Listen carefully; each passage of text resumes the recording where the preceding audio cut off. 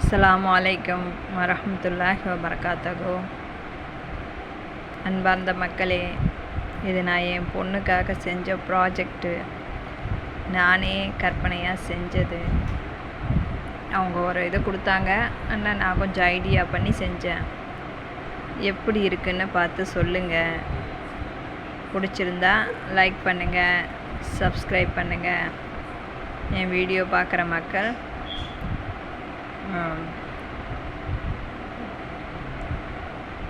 Subscribe பண்ணுங்க மக்களே.